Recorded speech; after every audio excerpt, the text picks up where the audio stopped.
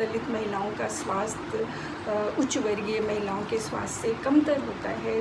ख़राब होता है। लेकिन दलित महिलाओं का ही एक तबका है जो ट्रेडिशनल बर्थ अटेंडेंट्स के तौर पे काम करता है, जो दाई के रूप में काम करता है। और दाई वो महिला है जो प्रसव संबंधी सुविधा, प्रसव संबंधी स्वास्थ्य सेवा प्रदान करने में मुखर होती है। उन दूरस्थ क्षेत्रों में जहाँ पर आपका जो सिस्टम है, हेल्थ केयर सिस्टम है, हेल्थ सर्विस प्रोवाइडिंग सिस्टम है, उसके एलिमेंट्स नहीं पहुँच पाते हैं। हमारा स्वास्थ्य केंद्र फंक्शनल नहीं होता है, स्वास्थ्य कर्मी नहीं पहुँच पाते हैं। वहाँ पे ये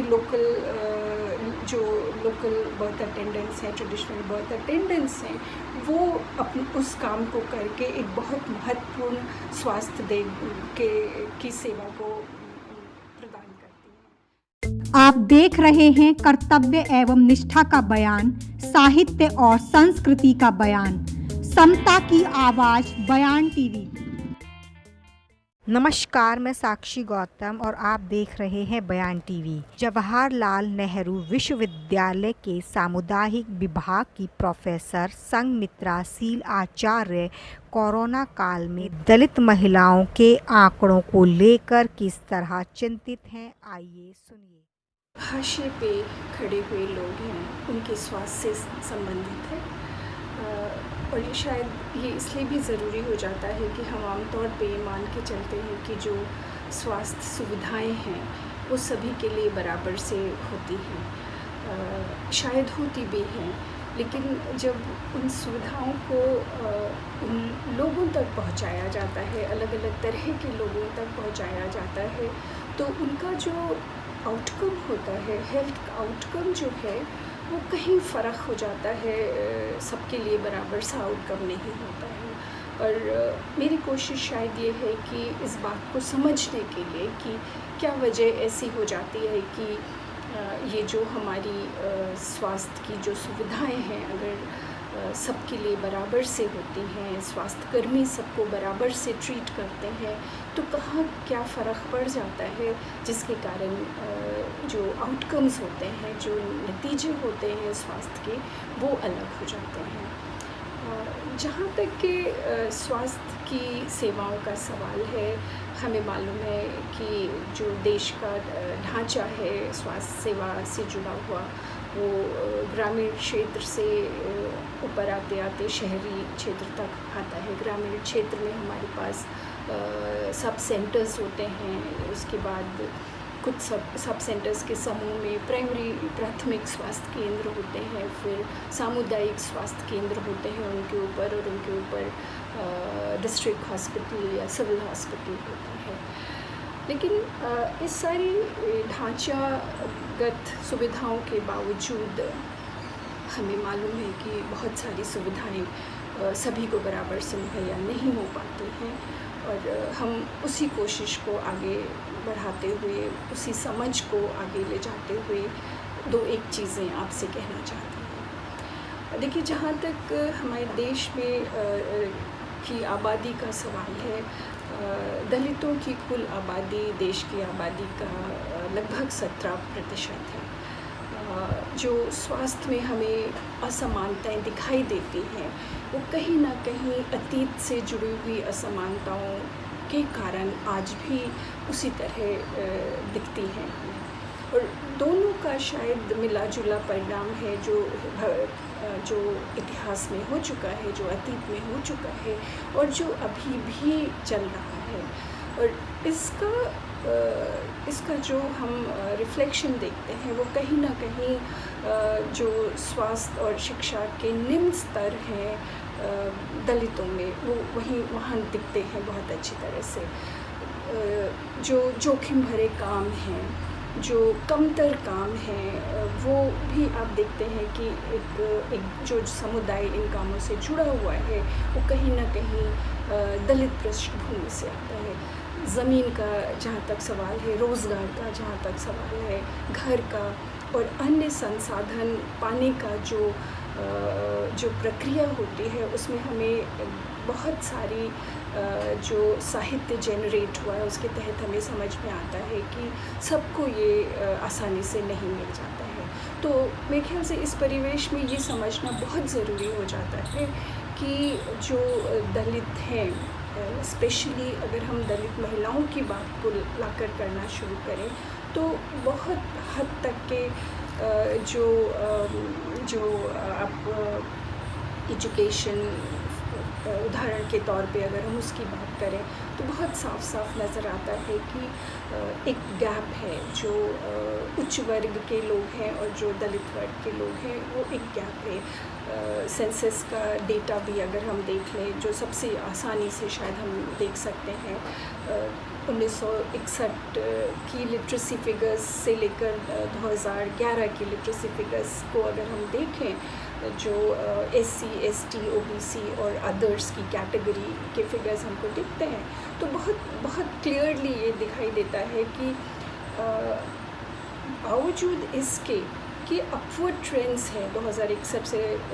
2011 तक के बढ़ोतरी हुई है लिटरेसी में, लेकिन जो गैप कायम हुआ है या कायम था 1961 में, लगभग उसी तरह से 2011 में भी वो दिखता है SC, ST, ABC और अदर्स की कैटेगरी में। और इसलिए शायद ये ज़रूरी हो जाता है जब हम ये कहते हैं कि सुविधाएं सभी के लिए बराबर से दी जाती हैं, तो कहाँ पे क्या फ़र्क हो जाता है जिसके कारण हम में से कुछ लोगों के जो आउटकम्स हैं वो बेहतर हो जाते हैं और कुछ लोगों के बेहतर नहीं होते हैं, और वो कुछ लोग जिनके बेहतर नहीं होते हैं ये हाशिए पे खड़े हुए लोग हैं। ये वो लोग हैं जिन्हें जातिगत भेदभाव का सामना करना पड़ता है, जिनको रेस और एथनिसिटी के बेसिस पे भेदभाव का सामना पड़ता है, जिन्हें धार्मिक एट्रीब्यूट्स के तहत भेदभाव का सामना करना पड़ता है। तो मेरे ख्याल से ये बहुत ज़रूरी हो जाता है समझ बनाना कि ये भेदभाव क्यों अभी तक के विजिबल है। बहुत बार हमें ये समझाया जाता है कि भाई ये तो अब होता नहीं है, लेकिन जो हमें आंकड़े बताते हैं, जो हमारी समझ बनती है तमाम सारे सोशल साइंटिस्ट के कामों को लेकर, हमें ये पता चलता है कि जो स्कूल में मिड डे मील दिया जाता है वहाँ पे भी अभी तक के बच्चों को अलग बिठा के खाना खिलाया जाता है। जो हेल्थ के प्रोवाइडर्स हैं, जो ग्रास रूट लेवल वर्कर्स हैं, उनमें भी ये बहुत हद तक के दिखाई दिया जाता है कि वो कुछ तबकों की सेवाओं देने के लिए तो उन्हें कोई ज़्यादा दिक्कत नहीं होती है, लेकिन कुछ तबकों को सेवा देने में, उन तक पहुंचने में वो बहुत थोड़ा सा पिछड़ते हैं या उन्हें ज़रूरी नहीं लगता है वहाँ तक पहुँचना। यहाँ तक कि जब हम जो कमीशन ऑन सोशल डिटर्मिनेंट्स बनाया गया था 2008 में, उसके फ्रेमवर्क के तहत भी अगर हम देखें तो ये बहुत साफ तरह से बताया गया कि जो सामाजिक ढांचे से जुड़ा हुआ जो डिफरेंशिएशन है, जो हमारा हायरार्की है, सोशल हायरार्की है, वो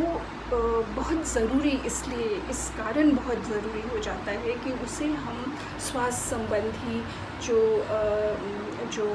स्टेटस है उसको समझने के लिए जो सामाजिक ढांचा है, जो हायरार्की है, उसको ज़रूर ध्यान में रखें। और बहुत सारे समाजशास्त्रियों ने इस विषय पे काम किया है और हमें बहुत क्लियरली ये समझाया है कि ये इम्पॉर्टेंट है कि हम जातिगत जो भेदभाव है, धर्म के आधार पे जो भेदभाव है, एथनिसिटी के आधार पे जो भेदभाव है, उसे ध्यान में ज़रूर रखें जब हम स्वास्थ्य संबंधी विवेचना कर रहे हैं। इस बात में शायद ये ज़रूरी हो जाता है कि जो अधिकतर लिटरेचर है वो हमें ये समझाने की कोशिश कर रहा है कि एक तरफ तो हेल्थ इनइक्वालिटीज़ पे बहुत सारी बात की गई है। कहने का मतलब ये कि जब हम सिर्फ हेल्थ इनइक्वालिटीज़ की बात करते हैं या स्वास्थ्य से जुड़ी हुई असमानताओं की हम बात करते हैं, तो जो समझ बनाई जाती है वो शायद भौगोलिक परिस्थितियों को छोड़कर जो अन्य विशेष संदर्भ हो सकते हैं, जैसे कि शिक्षा या रहने की जगह या जो एम्प्लॉयमेंट है, उन सब चीज़ों को हम बहुत अच्छे से ध्यान में नहीं लाते हैं जब हम स्वास्थ्य असमानताओं की बात करते हैं। तो इसको कहीं ना कहीं हमें सोशल इनइक्वालिटीज़ के इन हेल्थ के तौर पे देखना ज़रूरी हो जाता है। और जब हम सोशल इनइक्वालिटीज़ इन हेल्थ को देखने की कोशिश करते हैं, तब हमें समझ में आता है कि जो विभिन्न जनसंख्या के समूह हैं, डिफरेंट पॉपुलेशन ग्रुप्स हैं, उनका जो स्वास्थ्य होता है वो उनकी सामाजिक स्थिति के आधार पर ही उभरता है। उनका जो सोशल पोजीशन है, उनका जो सोशल स्टेटस है, जो उनका access to different kind of resources है, different kind of programmes and schemes है, वो कितना अच्छे से वो उसे एक्सेस कर सकते हैं, उस पर निर्भर करता है। और शायद ये बात हमें पिछले 2-2.5 सालों में कोविड-19 के दौरान बहुत अच्छे से समझ में आई है। शुरू में जब कोविड लगभग हमें परेशान करना शुरू कर रहा था, तब अगर हम देखें तो तमाम सारे मीडिया ने इस बात को रखा था कि कोविड या कोई भी दूसरी महामारी के बारे में भी अक्सर यही कहा जाता है कि वायरस पॉपुलेशंस को जाति और वर्ग में नहीं बांटता, अमीर गरीब से उसे कोई लेना देना नहीं होता, सभी को एक समान रूप में प्रभावित करता है। लेकिन मुझे ऐसा लगता है कि वायरस तो नहीं करता है, ये मानी जा सकती है बात, लेकिन वायरस को ये भी नहीं पता होता है कि कौन प्रभावशाली है, कौन अच्छे बड़े घर में रह सकता है। तो जो अच्छे बड़े घर में रह सकता है, जिसके पास आर्थिक इश्यूज़ नहीं हैं, उसे उसके प्रभाव से उबरने में कोई दिक्कत नहीं होती है। जैसा कि कुछ भारतीय टिप्पणीकारों ने कहा कि जो लग्जरी अपार्टमेंट्स में रहने वाले लोग हैं, उनको भी उतना ही स्वास्थ्य का जोखिम हुआ जितना कि झुग्गी झोपड़ी में बसने वाले लोगों को हुआ। लेकिन जो access to resources luxury apartment वाले लोगों को होती है, वो झुग्गी झोपड़ी वाले लोगों को नहीं होती है। तो इसलिए जो आउटकम होता है वो फ़र्क हो जाता है। और हम ये मान के चलते हैं, और ये समझ हमारी डेटा के थ्रू बनती है कि जो ज़्यादा झुग्गी झोपड़ी में रहने वाले लोग हैं वो अधिकतर गरीब हैं, और अधिकतर गरीब लोगों का जो शेयर है वो दलित और ट्राइबल समुदायों से ही निकल के आता है, पर्टिकुलरली जो एससी ग्रुप्स हैं। तो इसलिए बहुत साफ़ सुथरे तरह से हमें ये पता चलता है कि जो प्रिविलेज्ड कम्युनिटीज़ हैं, जो प्रिविलेज्ड ग्रुप्स हैं, वो अनुसूचित जाति, अनुसूचित जनजाति या अन्य पिछले वर्ग, EWS समुदायों, धार्मिक अल्पसंख्यक लोगों के कंपैरिजन में, विकलांग को भी आप इसमें शामिल कर सकते हैं, उनके कंपैरिजन में जो प्रिविलेज्ड ग्रुप्स हैं उनकी लिटरेसी बेहतर होती है, उनके अनएम्प्लॉयमेंट रेट्स कमतर होते हैं, उन्हें जो एक्सेस टू रिसोर्सेज होते हैं, किसी भी तरह के रिसोर्सेज, वो बेहतर होते हैं, उनके पास अपॉर्चुनिटीज़ को अवेल करने के तरीके बेहतर होते हैं। और ये कहीं ना कहीं जो हम शुरू में हिस्टोरिकल प्रिविलेजेस की बात कर रहे थे, वहाँ से जुड़ जाता है। जो सोशल कैपिटल होता है प्रिविलेज्ड कम्युनिटीज़ में, उससे जुड़ जाता है। इसलिए शायद हम एक और बात यहाँ पे रखना चाहते हैं, जब हम वायलेंस की बात करते हैं, हिंसा की बात करते हैं, अक्सर हमें देखने को मिलता है, स्पेशली रिसेंट ईयर्स की अगर हम बात करें तो दलितों के ख़िलाफ़ जो हिंसा हुई है वो कहीं ना कहीं भेदभाव का एक एक्सप्रेशन होता है, जो इंटरनलाइज्ड डिस्क्रिमिनेशन की भावना है उसका एक्सप्रेशन होता है, चाहे वो आप हाथरस से जोड़ें या फिर आप वो बदायूं से जोड़ें। कहीं ना कहीं वो जो एक हायरार्की रहती है या अभी तक के चली आ रही है, उसके तहत ही ये एक्सेप्ट करना शायद मुश्किल हो जाता है प्रिविलेज्ड ग्रुप्स के लिए कि जो अंडर प्रिविलेज रहे हैं ज़मानों से, सदियों से, वो कैसे आपके बराबर आ सकते हैं। तो कहीं ना कहीं ये बहुत इम्पोर्टेंट हो जाता है। और अगर इसमें हम दलित महिलाओं को जोड़ लें, उनके स्वास्थ्य की बात को अगर हम रखें, तो एक बहुत ही इम्पोर्टेंट मुद्दा जो सामने आता है नेशनल फैमिली हेल्थ सर्वे के तहत, मैं इस वक्त NFHS 4 के हवाले से कहना चाहूँगी कि जो आप एवरेज एज देखते हैं, एवरेज एज ऑफ लिविंग, जो एवरेज एज होती है जिसमें कि महिलाएं ज़िंदा रहती हैं, उस पर ये चीज़ देखने को आई है कि जो प्रिविलेज्ड कम्युनिटीज़ की महिलाएं हैं, जो प्रिविलेज्ड कम्युनिटीज़ में पैदा हुई महिलाएं हैं, वो लगभग उनका जो जीवन काल है वो 54.1 ईयर है एवरेज। और जो अंडर प्रिविलेज्ड ग्रुप्स की महिलाएं हैं, दलित पर्टिकुलरली, उनका 39.5 ईयर्स है, उनकी औसत आयु इतने वर्ष की है। तो जो गैप दिखता है हमें महिलाओं की, ये जो प्रिविलेज्ड विमेन हैं और जो दलित महिलाएं हैं, लगभग 14.5 वर्ष का डिफरेंस है इनकी लाइफ एक्सपेक्टेंसी में, जीवन प्रत्याशा के तौर पे जिसे हम समझते हैं।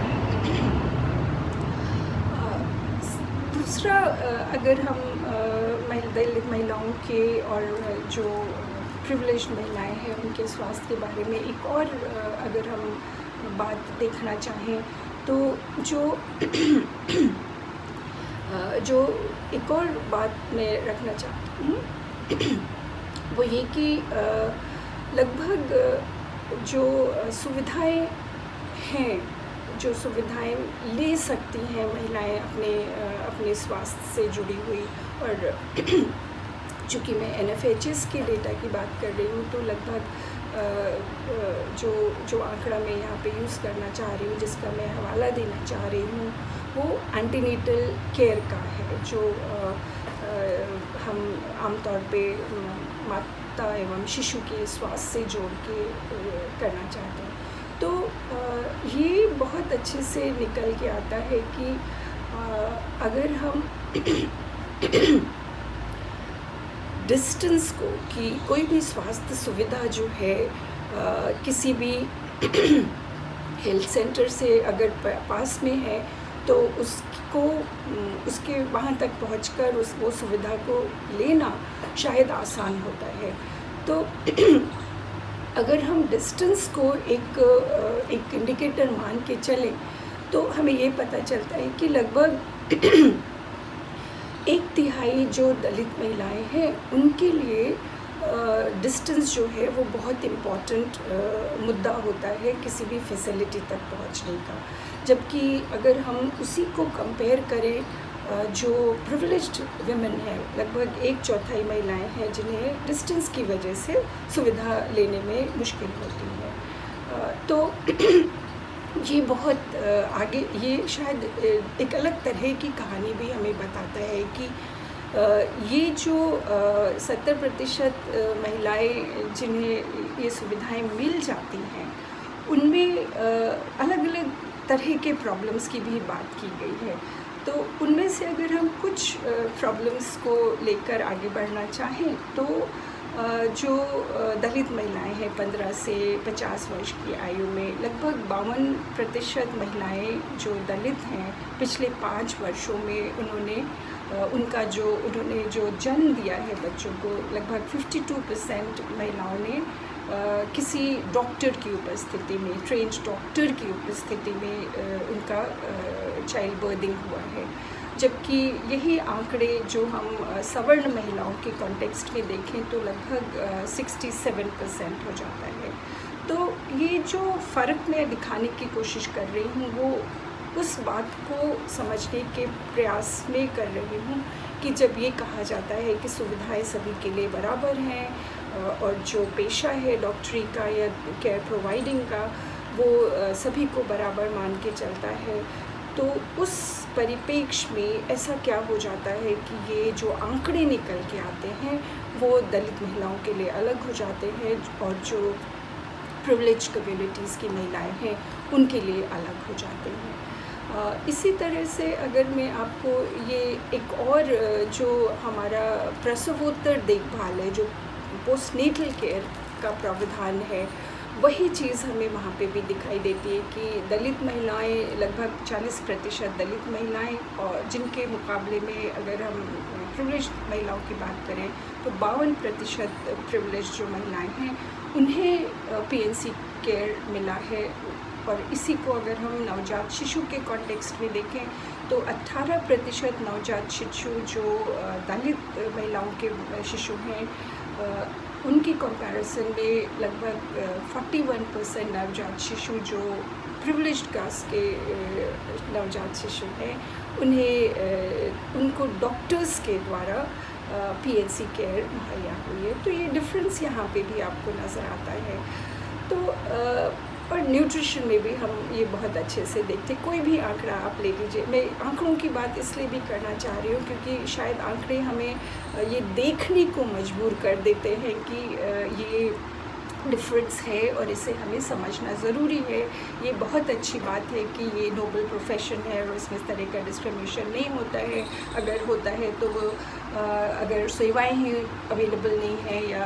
फैसिलिटी ही अवेलेबल नहीं है तो नहीं हो सकता है। यहाँ पे कहना ये ज़रूरी हो जाता है या समझना ये ज़रूरी हो जाता है कि बावजूद इसके कि सुविधाएं अवेलेबल हैं उसके बाद भी सुविधाएं पहुँच नहीं पा रही हैं और पहुँचाने की प्रक्रिया में डिफरेंसेस हो रहे हैं जिसकी वजह से आउटकम्स बदल जा रहे हैं। लेकिन एक बहुत इंटरेस्टिंग चीज़ यहाँ पे मुझे आपसे साझा करने का मन कर रहा है और वो ये है कि बावजूद इसके कि दलित महिलाओं का स्वास्थ्य उच्च वर्गीय महिलाओं के स्वास्थ्य से कमतर होता है, ख़राब होता है, लेकिन दलित महिलाओं का ही एक तबका है जो ट्रेडिशनल बर्थ अटेंडेंट्स के तौर पे काम करता है, जो दाई के रूप में काम करता है। और दाई वो महिला है जो प्रसव संबंधी सुविधा, प्रसव संबंधी स्वास्थ्य सेवा प्रदान करने में मुखर होती है। उन दूरस्थ क्षेत्रों में जहाँ पर आपका जो सिस्टम है, हेल्थ केयर सिस्टम है, हेल्थ सर्विस प्रोवाइडिंग सिस्टम है, उसके एलिमेंट्स नहीं पहुंच पाते हैं। हमारा स्वास्थ्य केंद्र फंक्शनल नहीं होता है, स्वास्थ्य कर्मी नहीं पहुंच पाते हैं, वहाँ पे ये जो लोकल बर्थ अटेंडेंट्स हैं, ट्रेडिशनल बर्थ अटेंडेंट्स हैं, वो उस काम को करके एक बहुत महत्वपूर्ण स्वास्थ्य की सेवा को प्रदान करती हैं। और इसलिए शायद ये जो पारंपरिक जन परिचारिका है, जो ट्रेडिशनल बर्थ अटेंडेंट है, ये इनफैक्ट हम अगर NFHS डेटा को ही ध्यान में रखें तो 11% महिलाओं का प्रसव इन ट्रेडिशनल बर्थ अटेंडेंट्स ने देखा और उसकी सुविधाएं उन्हें प्रदान की। तो इसलिए बहुत ज़रूरी हो जाता है कि हम इन बातों को समझने की कोशिश करें कि ये डिफरेंस जो है वो क्यों रह जाता है। ये डिफरेंस अगर रह जाता है तो उसे कम करने के लिए हमें क्या कोशिशें कर सकते हैं। तो यही कहते हुए शायद मैं अपनी बात को समाप्त करना चाहूँगी कि कहीं ना कहीं अगर हम ये मान के चल रहे हैं कि स्वास्थ्य से जुड़ी हुई सुविधाएं सभी के लिए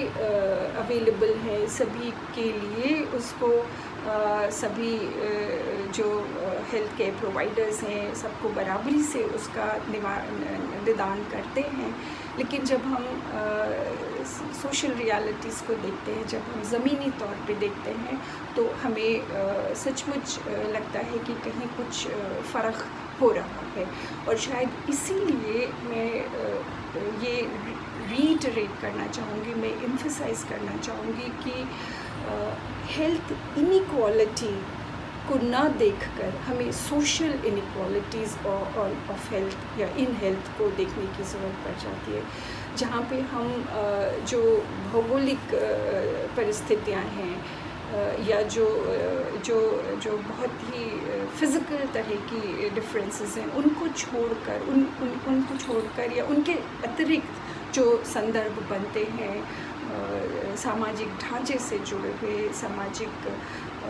असमानता से जुड़े हुए, उनको लाकर उस प्रक्रिया में अगर हम स्वास्थ्य संबंधी असमानता को देखेंगे तो हमें शायद इन सवालों का जवाब मिलेगा जो मैं आपके सामने रखने की कोशिश कर रही हूँ। बावजूद इसके कि सारी सुविधाएं सभी के लिए हैं, सारे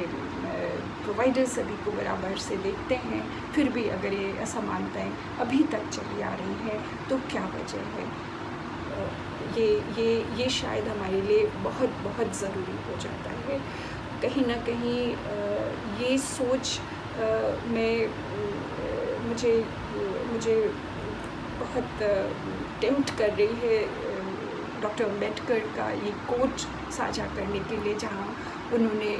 कहा था कि a man's power is dependent upon education, accumulation of scientific knowledge, everything that enables him to be more efficient than savage. मुझे लगता है कि जब तक कि हम एज नोबल प्रोफेशन के तहत केयर प्रोवाइडिंग की बात कर रहे हैं, अगर हम इससे अपने आप को नहीं जोड़ेंगे, इस प्रक्रिया को नहीं समझेंगे, तो कितना भी हम कोशिश कर लें कि ये सारी चीज़ें सभी के लिए बराबरी से मुहैया होती हैं, पर एग्जीक्यूट करने में वो कहीं ना कहीं कुछ बदल जाता है, क्योंकि ये जो पावर की बात की गई है, ये जो शक्ति की बात की गई है, वो कुछ कारणों से कुछ चुनिंदा लोगों का विशेषाधिकार बच जाता है, जबकि अन्य जो अपनी योग्यता और दक्षता साबित करने के लिए लगातार संघर्ष करते रहते हैं और शायद उनको कहीं ज़्यादा योग्य होना पड़ता है बराबरी बताने के लिए, वो कहीं ना कहीं मेरे ख्याल से हमारी इस जो इंटरनलाइज्ड रेल्म्स हैं डिफरेंशियल्स को समझने की, वो कायम रहेंगी और हम कभी भी शायद उससे जूझ नहीं पाएंगे। तो इसलिए ज़रूरी है कि हम इसे इस परिप्रेक्ष्य में देखें, सोशल इनइक्वालिटीज़ इन हेल्थ के परिप्रेक्ष्य में देखें और